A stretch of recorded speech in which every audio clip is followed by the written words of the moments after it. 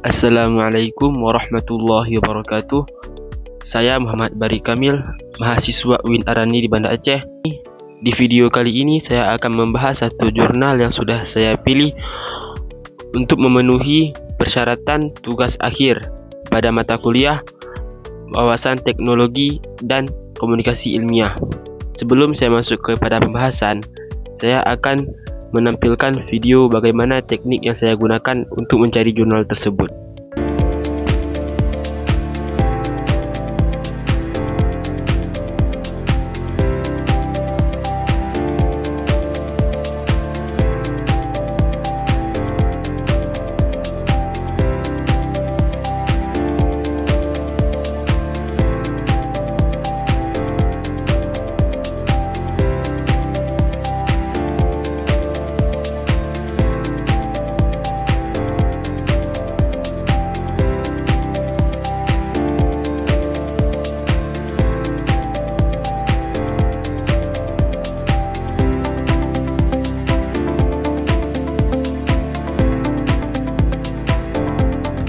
Judul jurnal yang saya ambil, A Policy Implement Review of the Free Nutrition Meal MBG Program, yang disusun oleh 4 orang. Yang pertama, Fire An Suprapto. Yang kedua, Edita Praditya. Yang ketiga, Revi Mariska Dewi. Dan yang terakhir, Wignio Adiso. Yang melatar belakangi penelitian ini adalah implement awal yang terjadi pada pembentukan program MBG. Saya simpulkan menjadi 4 poin. Yang pertama, masalah target. Yang kedua, peran utama yang bertolak belakang dengan realita yang terjadi zaman sekarang. Yang ketiga, tantangan operasional. Dan yang terakhir, kurangnya monitoring. Tujuan dari penelitian ini untuk mengevaluasi implement awal yang terjadi pada program MBG, yang mana mereka mengambil 4 aspek. Yang pertama dari segi kesehatan, yang kedua pendidikan, yang ketiga ekonomi, dan yang keempat sosial lingkungan. Peneliti juga menambahkan wawasan kritik kepada pembentuk program MBG agar menyempurnakan programnya sehingga sesuai dengan tujuan daripada pembangunan Indonesia. Jurnal ini melakukan pendekatan kuantitatif yang merangkup 3 metode dalam menganalisis. Yang pertama, mereka menggunakan analisis deskriptif multidimensi, yang mana mereka mengambil 4 aspek. Seperti yang sudah saya katakan, ada ekonomi, pendidikan, kesehatan, dan sosial lingkungan. Dan yang kedua, mereka mengambil tinjauan literatur sistematis, yang mana mereka menggunakan Google Scholar and Scopus untuk meninjau bagaimana negara lain dalam menanggapi MBG atau serupa dengannya. Mereka menggunakan 2 kata kunci. Yang pertama, evaluasi makan bergizi gratis universal, dan yang kedua, dampak ekonomi pada program tersebut. Dan yang ketiga, mereka juga menambahkan analisis SWOT untuk memudahkan para pembaca memahami hasil dari penelitian mereka. Di bagian hasil, mereka memberikan 3 poin. Yang pertama, implementasi program MBG di Indonesia. Implementasi pada awal pembentukan program MBG menghadapi beberapa tantangan strategis. Yang pertama, dari bagian infrastruktur yang kurang merata. Mereka kekurangan dapur SPPG untuk melakukan operasional. Di sisi lain, BGN juga mencatat adanya 1.300 kasus keracunan yang terjadi di 10 provinsi. Yang mana hal ini terjadi dikarenakan kurangnya pengawasan terhadap pangan yang akan mereka berikan kepada masyarakat. Atau lebih mendalam lagi, di survei Selios dilaporkan bahwa ada 40% penerima mengalami keluhan akan kualitas makanan, dan ada juga 46% yang mengalami keluhan akibat distribusi yang kurang merata. Mengenai limbah makanan, tercatat bahwa per siswa perharinya mereka menghasilkan 50-10 gram limbah makanan. Dan kalau dicatat lagi menjadi 2.400 ton per hari, atau lebih jauh lagi 624.000 ton per tahunnya. Kemudian masuk ke poin kedua, yaitu implementasi program makan bergizi gratis di negara-negara lain. Tidak hanya di Indonesia, program MBG juga telah berjalan di beberapa negara, walaupun bukan MBG namanya. Sampai tahun 2022 telah tercatat 418 siswa telah terjangkau makan bergizi gratis di seluruh dunia. Program ini mendukung dari segi pendidikan, yaitu dari partisipasi siswa.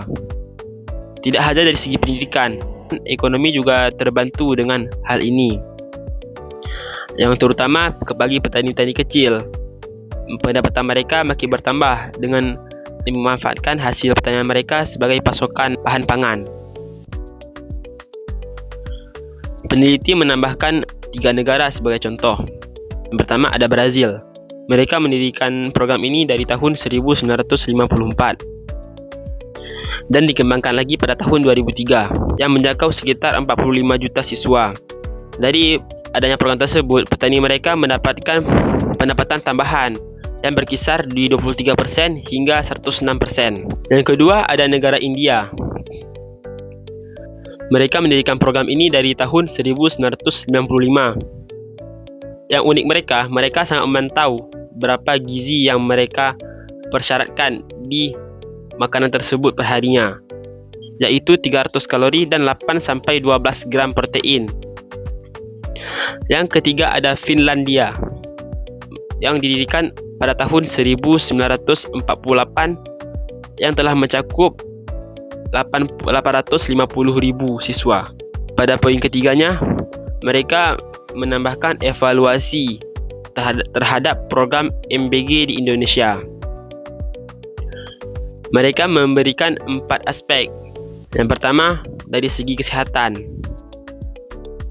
Ada stunting. Stunting telah menurun dari angka 21,5% di tahun 2023 dan kemudian menjadi 19,8% di tahun 2024. Namun dari data tersebut belum bisa dipastikan angka ini telah menurun karena adanya program MBG. Dan yang kedua ada anemia. Anemia juga mengalami penurunan persentase di tahun 2023 37% ke tahun 2024 34%. Yang kedua ada aspek pendidikan. Telah terbukti dari satu data yang mana meningkatnya partisipasi sekolah di Kota Bogor dan Lampung 2% ke 3%. Kemudian dalam ekonomi, adanya keterlibatan UMKM dalam negeri. Telah terbukti ada 700 UMKM yang terlibat, yang memengaruhi pendapatan mereka meningkat ke angka 33,68%. Kemudian pada aspek sosial lingkungan, belum ada data jelas yang tercatat di dalam jurnal tersebut. Akan tetapi BGN telah membuat aplikasi untuk pengaduan terhadap MBG. Aplikasi tersebut bernama Span Lapor. Dari Oktober 2024 ke Januari 2025 telah ada 27 laporan dan hanya 31,8% yang sudah ditanggapi. Kemudian kita masuk ke dalam kesimpulan, yang mana MBG merupakan satu tahap menuju Indonesia yang memiliki SDM berkualitas.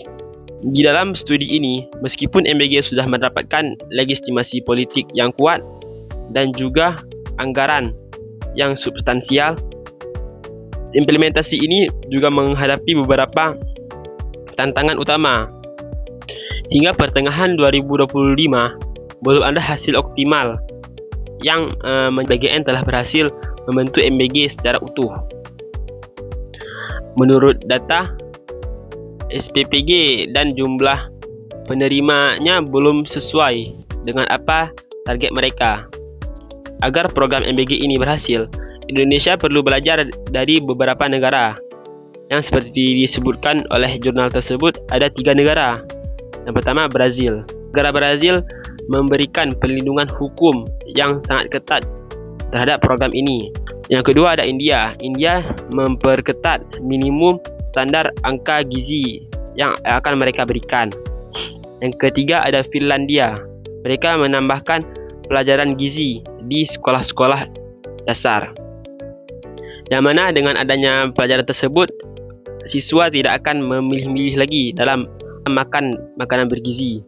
Hal-hal yang ditambahkan oleh para peneliti ada 4 aspek. Yang pertama, ada pemantauan evaluasi yang teratur dan rutin. Yang kedua, menambahkan pendidikan gizi di sekolah-sekolah dasar. Dan yang ketiga, memperketat aturan hukum kepada pelaksana MBG.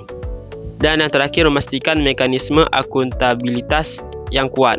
Intinya, MBG bukan hanya sekedar bagi-bagi makanan, tetapi ini program yang sangat penting untuk membentuk Indonesia menuju SDM yang berkualitas. Untuk tanggapan saya terhadap jurnal berikut ini, yaitu keterbatasan terhadap rentan waktu yang mereka ambil, yaitu mereka mengambil pada awal semester di tahun 2025 dan masih banyak data-data yang masih kurang dikarenakan mereka baru mengambil pada awal semester.